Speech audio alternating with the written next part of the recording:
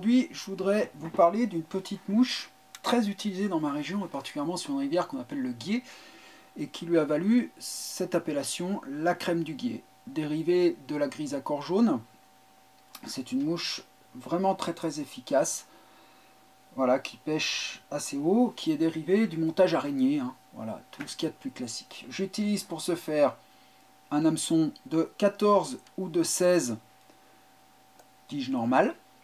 Je viens fixer un fil 6-0 ou 8-0 en jaune pâle, voilà, très important. Et je vais poser des cercles en poule grise. Alors je récupère quelques fibres sur une grande plume. Voilà.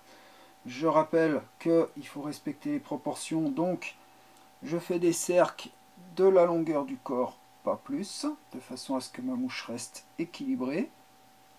Je pose mes cercles grises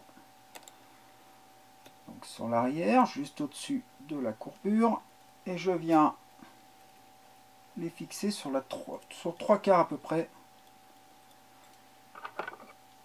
de ma hampe, de façon à ce qu'elle ne bouge plus. Voilà. Je reviens, je forme un petit corps un peu conique. Et je laisse en fait, vous l'avez compris, sur l'avant, uniquement l'espace nécessaire pour y enrouler un hacle. Voilà. Alors on voit bien ici que j'ai juste l'emplacement nécessaire pour le hacle. Je vais choisir un hacle. Alors comment je choisis mon hacle? Comme d'habitude, je plie mon hacle, je regarde les fibres et je fais en sorte que les fibres ne dépassent pas la longueur de la hampe. Voilà, là je vois mes fibres sont la longueur de la hampe. J'ai donc la bonne plume. J'enlève le bas de ma plume où il y a la partie un petit peu duveteuse. J'enlève quelques fibres sur le bas pour pouvoir fixer à mon hameçon. Et je fixe à mon hameçon. Et je reviens légèrement, vous voyez, je vais préformer ma tête et je m'arrête à l'endroit où je vais arrêter mon enroulement avec mon hacle. Je prends mon hacle et je l'enroule de manière jointive. Hop. 2, 3, allez, on va faire un petit quatrième. Hop, voilà. Je viens bloquer avec 2 tours derrière, 2 petits tours devant. Et je coupe à ras. Tac. Je vais venir former ma tête.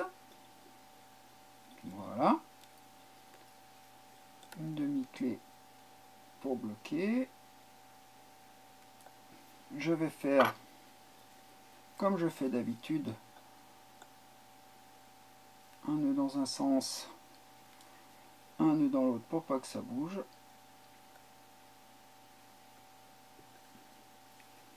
Voilà. Il me reste plus que une petite goutte de cyanolite à poser juste sur le bout de la tête à l'aide d'une petite aiguille ou de la pointe de l'aiguille à 2 billes. Comme ça, ça ne bougera plus. Voilà. Et voilà, ma mouche est terminée. Donc simple araignée au départ, appelée pour certains la crème du Guiers, pour d'autres la grise à corps jaune. Moi ce que je vois c'est son efficacité. Je retiendrai pour le blog la crème du Guiers puisqu'elle a cette couleur crème caractéristique et qu'elle est très efficace sur cette rivière particulièrement. Un petit peu de changement de lumière pour voir ce que ça donne.